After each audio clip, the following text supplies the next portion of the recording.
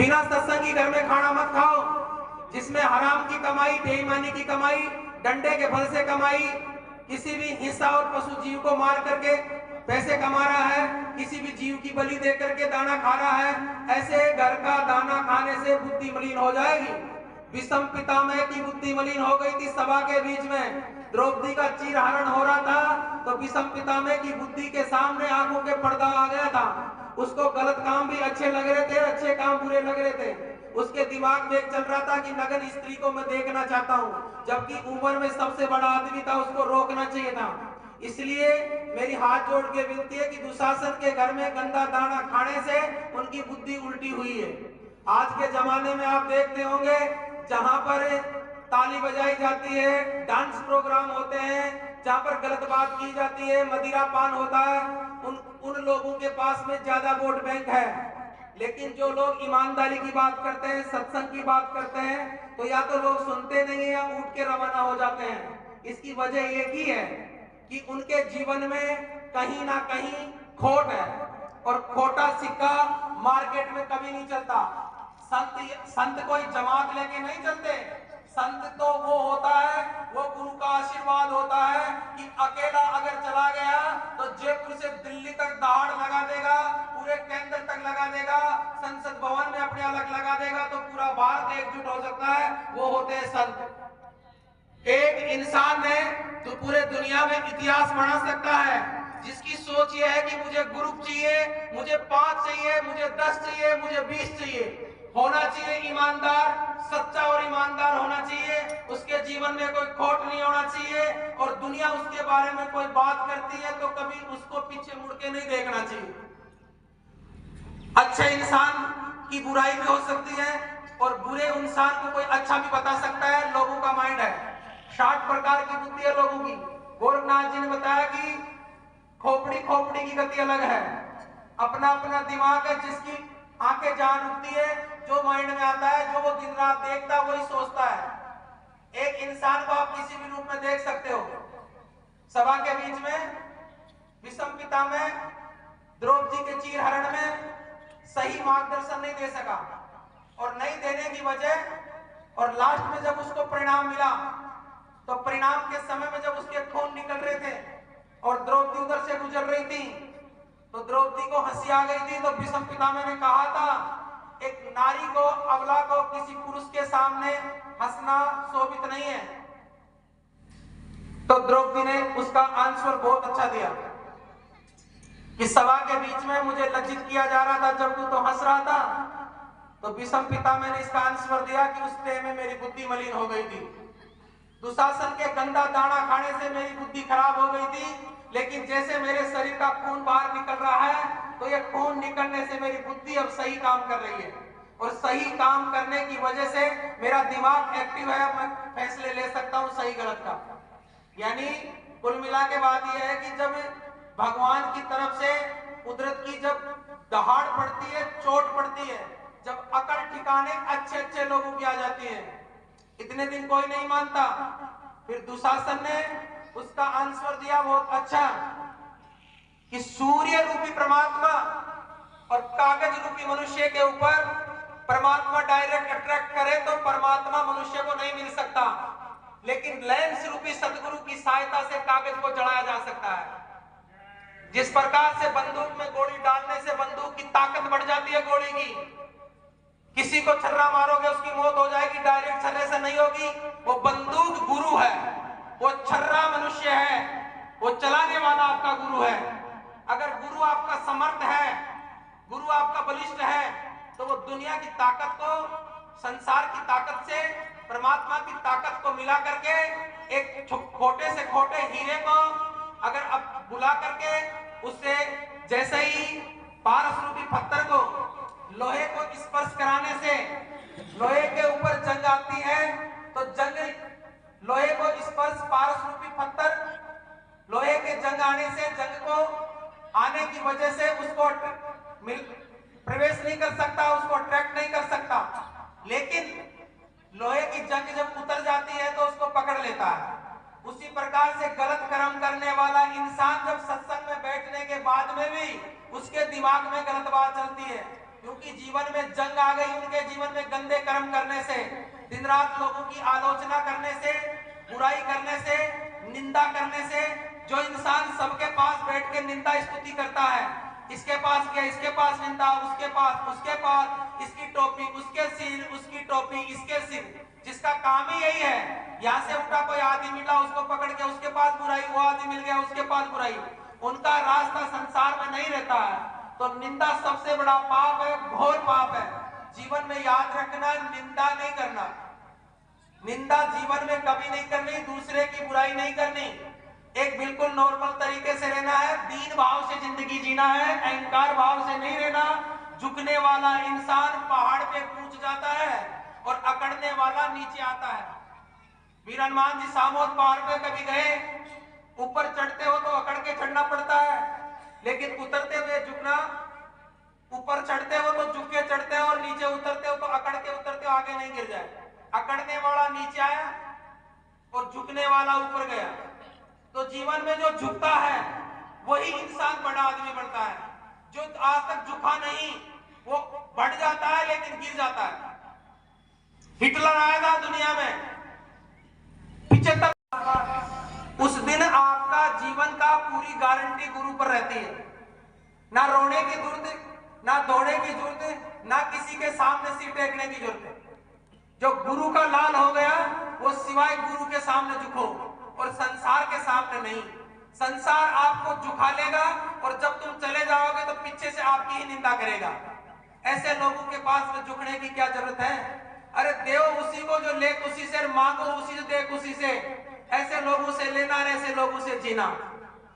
जीवन का जो कर्तव्य है वो सही कर्तव्य आपको समझ में आना चाहिए। सही कर्तव्य क्या है? अभी एक कलयुग का टाइम चल रहा है। कलयुग में, द्वापर में, सतयुग में, त्रेता में सबका एक अलग अलग सिस्टम है। सब जगह भक्ति का अलग अलग टाइम है। अलग तरीके से भगवान की भक्ति होती है, अलग टाइम से नाम होता है। हर समय में भगवान अलग तरीके से अवतार लेते हैं। सब तरीके का सिस्टम बनाया हुआ है। जैसे आप शादी में जाते हो तो शादी में अलग तरीके से बन ठन के जाते हो, किसी की मौत हो गई तो अलग तरीके से जाते हो। ऐसे हर चीज का एक विधान है, हर चीज का मुहूर्त होता है। आज का मुहूर्त था, आज ही आपको सत्संग मिल रहा है, इसे मुहूर्त कहते हैं, शुभ घड़ी कहते हैं। ऐसी चीजों को मानते हैं, ऐसी चीजों को समझते हैं जब आपको समझ में आती है। हर चीज का मुहूर्त होता है, हर चीज का सिस्टम होता है। हर समय में नाम की एक टाइम होता है, किस तरह कौन से जीव को नाम मिले और कौन सा जीव गुरु के पास जाएगा, कौन सा नाम लेगा, वो हर चीज का एक विधान होता है। सतयुग का जो टाइम है, द्वापर का टाइम है, त्रेता का टाइम है, कलयुग का टाइम है। हर चीज का एक टाइम है। 4,32,000 वर्ष का युग है ये कलयुग। 4,32,000 वर्ष का है कलयुग। और इससे पहले जो युग गया द्वापर, वो 8,64,000 वर्ष का था। उससे पहले राम जी का समय जो गया, राम जी संसार में आए थे, उस समय का था 12,93,000 वर्ष का। 12-13,93,000 वर्ष का युग था वो। और 17,13,000 कुछ दिन का समय था सतयुग का। अब तुम आप समझो 17 और कहां पर 4 लाख वर्ष है, तो अब इस समय में कितना फेर है। तो उस समय इंसान की लंबाई में फर्क था, आज के लंबाई में फर्क है। उस समय में आदमी की लंबाई 17.5 से 22 हाथ थी। त्रेता के अंदर 13.5 हाथ हो गई थी। द्वापर में 7.5 और कलयुग में 3.5 हाथ का इंसान है। उस समय में भक्ति थी वो यज्ञ की भक्ति थी। उसके बाद में आई थी जप और तप की। द्वापर में तप की, त्रेता में जप की, और अभी कलयुग के अंदर जो भक्ति है वो है सुमरण की। सुमरण का मतलब है नाम के माला को जपना, यानी जो गुरु के मुखारविंद द्वारा नाम दिया गया है। अभी बंदूक वाली गोली बताई थी, तो गुरु के मुंह के द्वारा जो नाम लिया गया है वही नाम का माला पर जपने से ही जीव पार होगा। ऐसे तुम किसी भी नाम को ले लो। मैं किसी महात्मा की आलोचना नहीं करूंगा। जगह जगह पे कथावाचक रोज कथा सुनाते हैं, जगह जगह पे प्रवचन होते हैं, लेकिन सत्संग, प्रवचन, कथा, इन सब चीजों का विधान अलग होता है। संत अलग होता है, परम संत अलग होता है, साधु अलग होता है, पुजारी अलग होता है, सब एक नहीं होते हैं। मक्के की रोटी अलग होती है, बाजरे की रोटी अलग होती है, गेहूं की रोटी अलग होती है, ज्वार की रोटी अलग। 4 वेद, 33 करोड़ देवी देवता, 9 करोड़ दुर्गा, 10 करोड़ सिंधु, 7 दीप, 9 खंड और 14 भवन में कोई इस बात को चैलेंज नहीं कर पाएगा, नहीं बता पाएगा।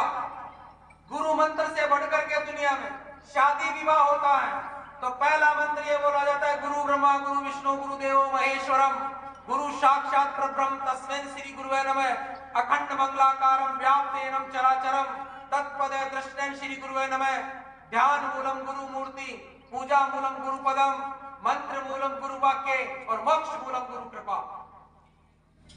गुरु की कृपा होगी तो मोक्ष होगा।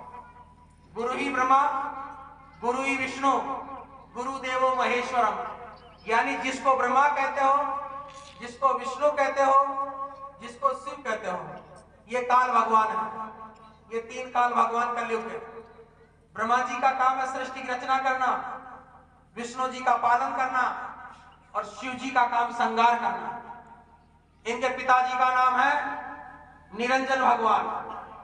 निरंजन भगवान और महाशक्ति आज्ञा, और निरंजन भगवान 7 भाई थे, छोटा ही छोटा निरंजन भगवान। इनके पिताजी का नाम सतपुरुष भगवान। सब संतन ने किया बखान और चढ़ चढ़ पूछे अगम ठिकान। सतलोक में ये अखंड राज्य करते हैं। और सतपुरुष अनामी महापुरुष, उनके पिताजी अनामी महापुरुष हैं और अलग पुरुष और अगम पुरुष, ये पूरा भेद हो गया। अब वहां से रूह धरती पर आती है और ब्रह्मा जी को दी जाती है रूहों को, और उन रूहों को दे दिया जाता है कि संसार में इनके कर्मों के अनुसार जन्म दे दो, और वो रूहें यहां आकर के अलग पलग हो जाती है, पस जाती हैं। पस जाते कैसे हैं? ये माताएं बैठी इधर देखो, ध्यान लगा के सुनो, तुम पसती भी और पसा भी देती हो कई बार। कोई माई का लाल दुनिया में बकरा उबारने से, बकरे की बलि देने से संतान नहीं कर सकता। उस जीव की हत्या कर रहे हो, शर्म करो। तुम्हारे बेटे की बलि चढ़ाओ, खुद के बेटे की बलि चढ़ाओ, वो किसी का बेटा नहीं है क्या? अरे जो दया नहीं कर सकता वो दयाहीन से कैसे मिलाएगा? दयावान मालिक से कैसे मिलाएगा? जो खुद में रहमत नहीं है वो रहमान से कैसे मिलाएगा? खुद के अंदर रहमत नहीं है, रहमान से कैसे मिलाएगा? किसी जीव की हत्या कर रहे हो, शर्म करो तुम। ए माताएं, आज के बाद संतान के चक्कर में किसी बकरे की बलि मत दें, और अगर मिलेगा तो किसी बलि की जरूरत नहीं, इस दरबार से मिलेगा, और इस दरबार से नहीं मिलेगा तो दुनिया का कोई दरबार नहीं देगा। जब इस बात को समझ जाना। उदाहरण के तौर पे 50-50 साल की उम्र में संतान हुई है, ऐसे लोग सत्संग में बहुत सारे बैठे हैं। गुरु महाराज ने मौज फरमाई, एक साथ लाखों लोगों का उद्धार किया है। उनके पास पावर होता है। देखो मैं समझाऊं आपको, वार्ड पंच के पास में पावर होता है 100-200 आदमियों का वार्ड का, और सरपंच के पास पावर होता है ग्राम पंचायत पूरी का। बात को समझना। और विधायक के पास पावर होता है तहसील का, जिला कलेक्टर के पास होता है पूरे जिला का, और प्रधानमंत्री के पास राष्ट्रपति पूरे राष्ट्र का मालिक होता है। ऐसे महापुरुष राष्ट्रपति नहीं, राष्ट्रपतियों के राष्ट्रपति, जिनके नाम के लिए 25 देशों में जय गुरुदेव नाम की अलग बज रही है। जय गुरुदेव। गुरु पूर्णिमा को 25 देशों के लोग आए थे। आने वाला एक समय ऐसा आएगा, देख लेना गुरु महाराज की, हमारी तरफ से कुछ नहीं बोल रहा, मेरा कोई लेना देना नहीं है, मैं दुनिया का सबसे छोटा जीव। अब तुम ये मत समझना कि बाबा जी छोटे जीव ऊपर बैठे, हम नीचे बैठे। देखो दीपक होता है, उसको ऊपर रखा जाता है पूरे कमरे में उजाला हो जाए। दीपक को ऊपर इसीलिए रखा जाता है पूरे कमरे में उजाला हो जाए, लेकिन कमरे के अंदर एक दीपक पूरे कमरे में उजाला कर सकता है, इसलिए दीपक को ऊपर रखा जाता है। गुरु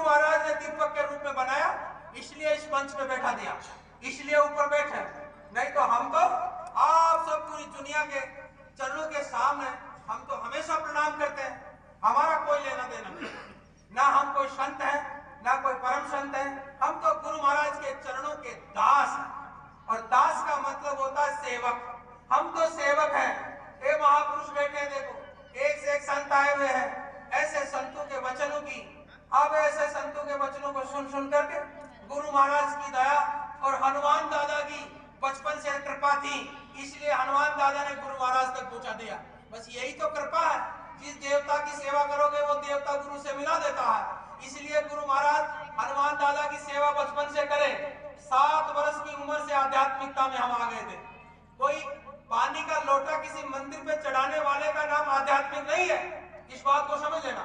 आध्यात्मिकता मतलब होता है, भारत एक सनातन धर्म है, भारत में धर्म सनातन धर्म है, और सनातन का मतलब होता है सबको चाहने वाला, सदा रहने वाला, कभी नहीं मिटने वाला।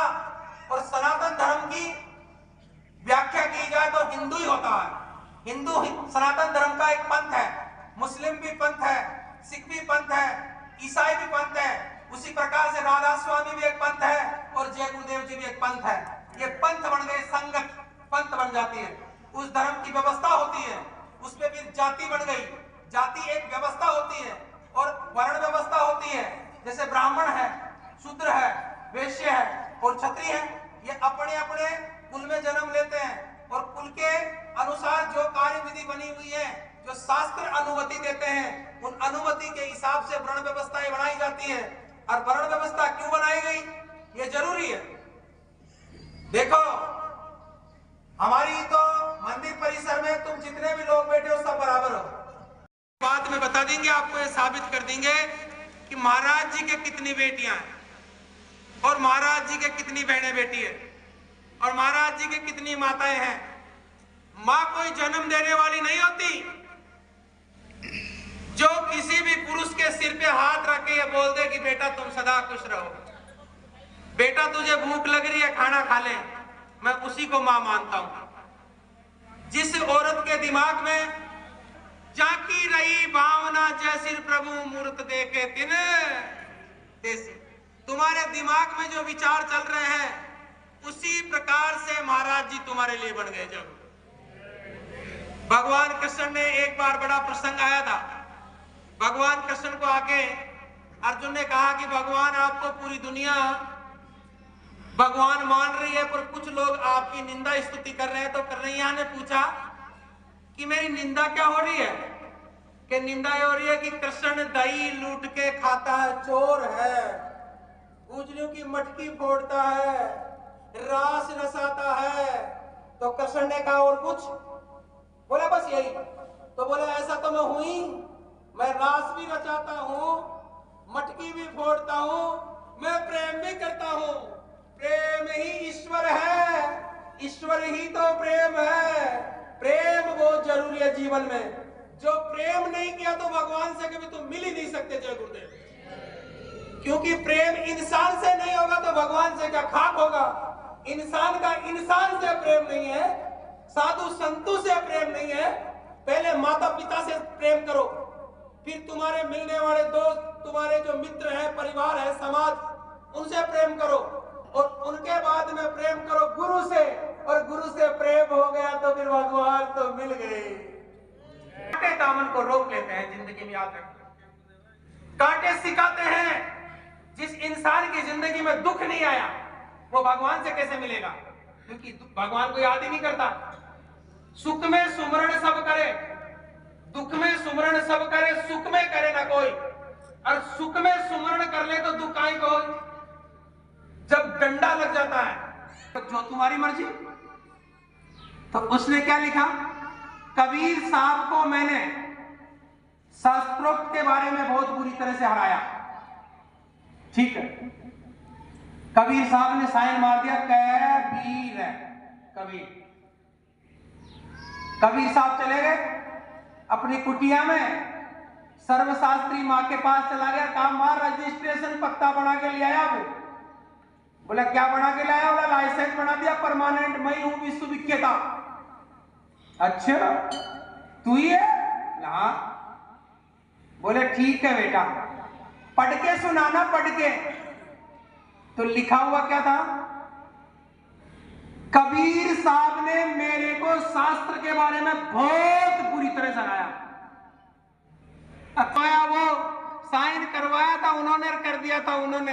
अब तुम संतों की पावर समझ लेना कि तुम जो सोच रहे हो उनको भी वो समझते हैं, तुम जो रोज लिखते हो उनको भी समझते हैं, तुम आते हो उससे पहले उनको पता भी रहता है कौन आएगा कौन जाएगा, कितने आएंगे कितने जाएंगे, उनको सब पता रहता है, पर वो बोलते नहीं है क्योंकि कलयुग में चमत्कार महात्माओं का काम नहीं है।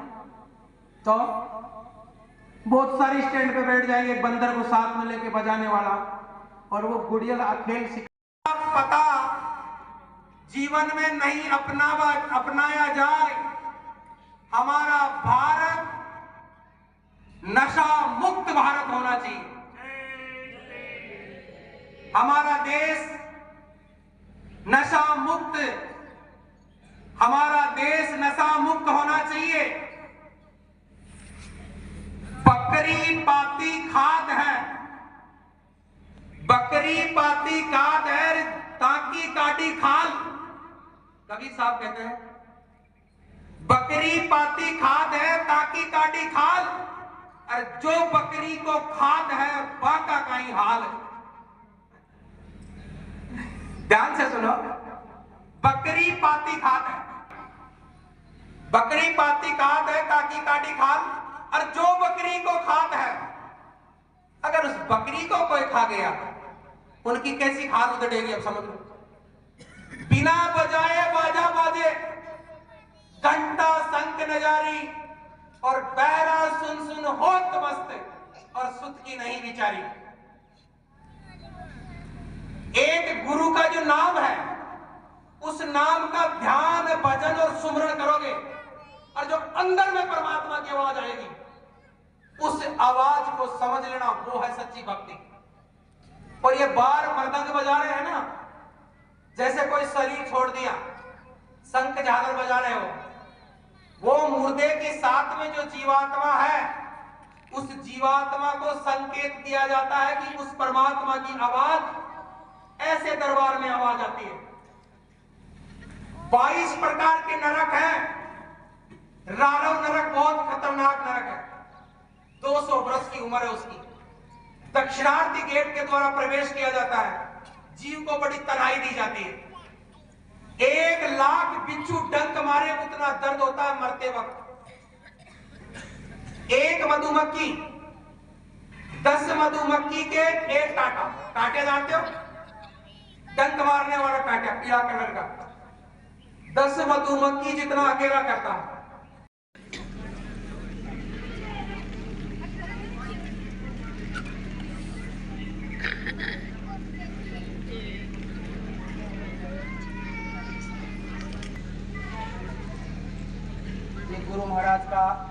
गुरु महाराज का जो चिन्ह महाराज लोगों को, साधु संतों को दे रहा हूं, अपने आश्रम में सुशोभित करें।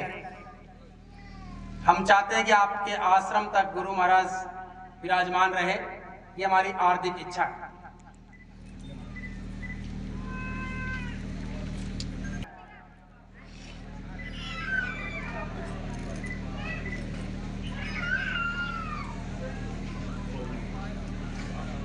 ये सौभाग्य है कि आज बहुत सारे लोगों को संतों के दर्शन हो रहे हैं।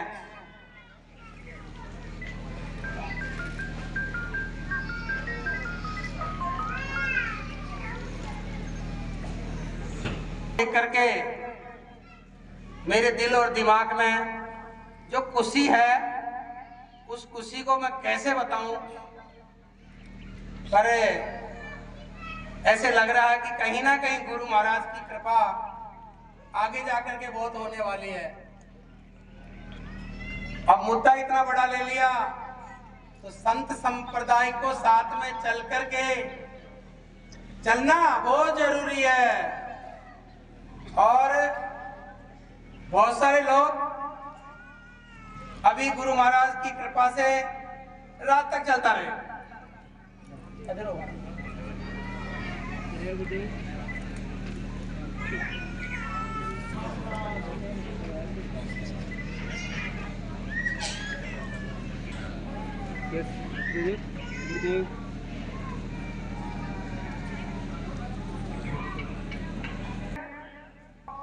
महाराज जी बहुत अच्छा उद्बोधन करते रहते हैं, मुझे मोटिवेट करते रहते हैं। जब भी मैं दिशा निर्देशक से थोड़ा सा उम्र के हिसाब से इधर उधर दिखाई देता हूं तो महाराज जी मुझे मिल जाते हैं और मार्गदर्शन देते रहते हैं।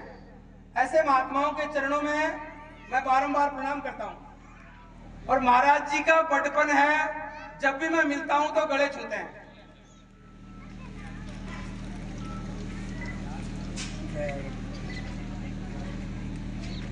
बोले दादू दयाल जी महाराज की जय, गुरुदेव भगवान की।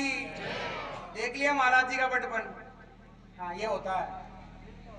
मोनू जी पंडित जी आचार्य,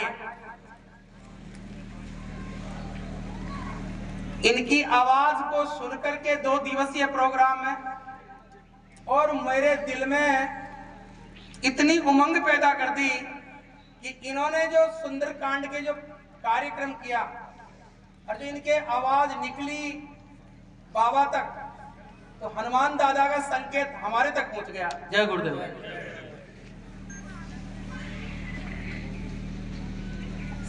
अरे तू तो गले ना एक फोट और भी सही। ये तो राम लखन की जोड़ी है। ये पंडित जी ढोल की बहुत अच्छी बजाते हैं सच में।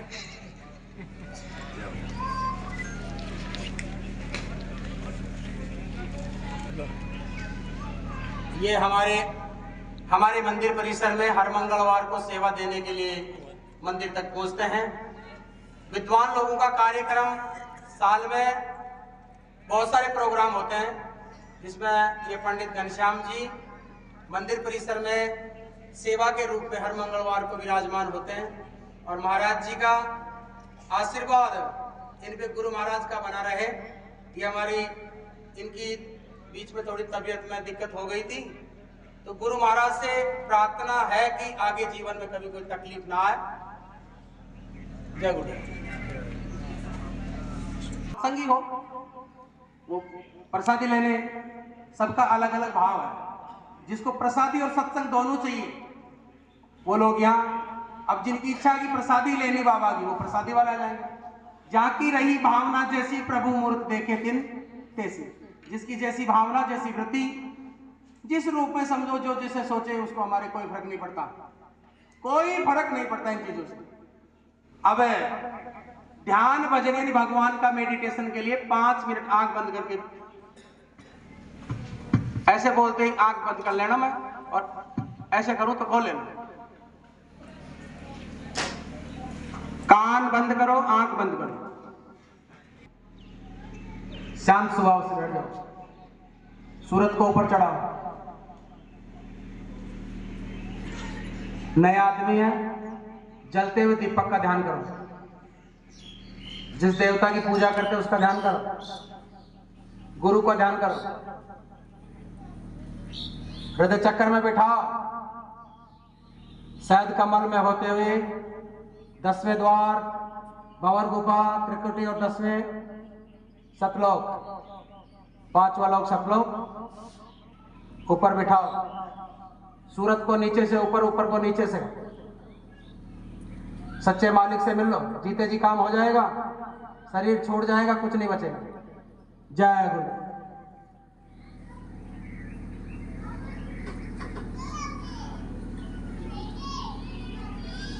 वीडियो रिकॉर्डिंग बंद कर दो थोड़ी देर।